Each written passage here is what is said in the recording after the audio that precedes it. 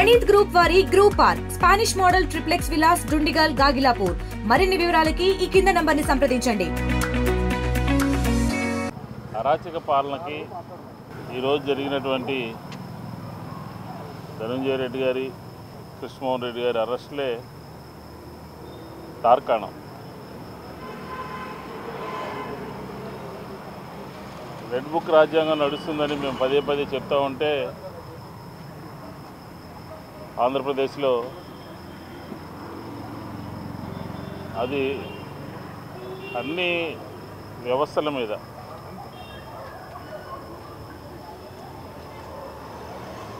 IPS అధికారులు, IAS అధికారులు, అలాగే సీఎం ఆఫీసులో సుదీర్ఘంగా పనిచేసినటువంటి ధనంజయ రెడ్డి గారు, కృష్ణమోహన్ రెడ్డి గారి మీద, పారిశ్రామికవేత్తల మీద, ఒకళ్ళ మీద కాదు, ఆంధ్రప్రదేశ్ అంతా కూడా ఆటవిక రాజ్యం నడుస్తూ ఉంది. ఉదాహరణకి ఎవరైనా ఆంధ్రప్రదేశ్లో చదువుకుని ఐఏఎస్లైనా ఐపీఎస్లైనా ఆంధ్రప్రదేశ్లో పనిచేయాలంటే మాత్రం పక్క రాష్ట్రాలకు పోతున్నారు. అంతా వెళ్ళిపోవాలన్న ఆలోచనలో ఉన్నారు. అధికార యంత్రాంగం అంతా కూడా అభివృద్ధి వైపు, పరిపాలన వైపు దృష్టి పెట్టాల్సినటువంటి సందర్భంలో ఈ రాష్ట్రంలో సంక్షేమం, అభివృద్ధి 19 నుంచి 24 వరకు అనేక కార్యక్రమాలు చేసి ఒక గాడిలో పెట్టినటువంటి సందర్భంలో ఇప్పుడు ఏం జరుగుతుంది?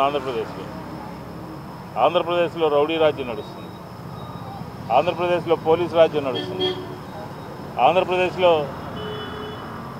వాక్ స్వాతంత్రమే కాదు, ఎటువంటి స్వాతంత్రాలకి ఆస్కారం లేదు అని చెప్పి ఈ సందర్భంగా చెప్తాను.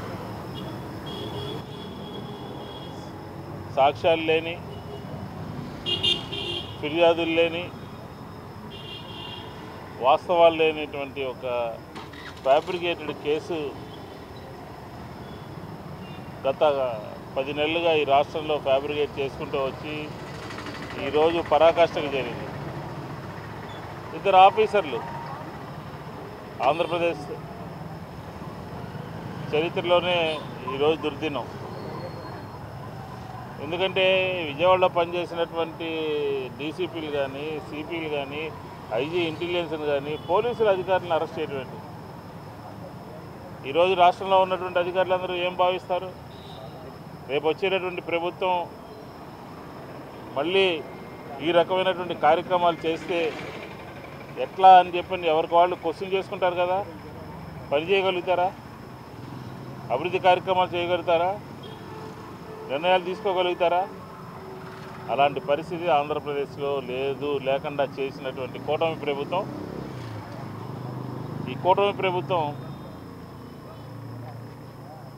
అబద్ధాలు చెప్పి, మోసాలు చేసి జగన్మోహన్ రెడ్డి గారిని మీద కక్షతో అధికారంలోంచి దింపిన తర్వాత ఈ 10 నెలల కాలంలో చేస్తుంది ప్రజల గురించి పట్టించుకోవడం కాదు, ప్రజల గురించి ఆలోచన చేయదు, ప్రజల గురించి ఒక్క ఆలోచన కూడా లేదు.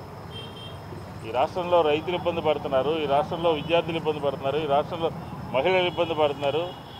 కానీ ప్రభుత్వం ఫోకస్ అంతా కూడా ప్రతిపక్షం మీద, ఈ రాష్ట్రంలో ప్రతిపక్షం లేకుండా చేయాలనే దాని మీద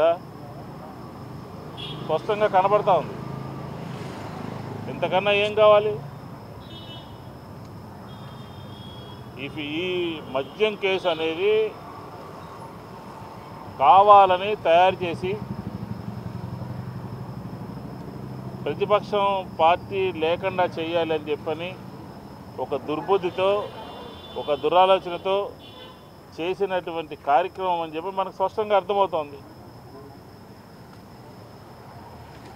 కాబట్టి ఈ రాష్ట్రంలో న్యాయం లేదు, ధర్మం లేదు, ప్రజాస్వామ్యం లేదు, వాక్ స్వాతంత్రం లేదు, అన్నీ కూడా హరించబడ్డాయి.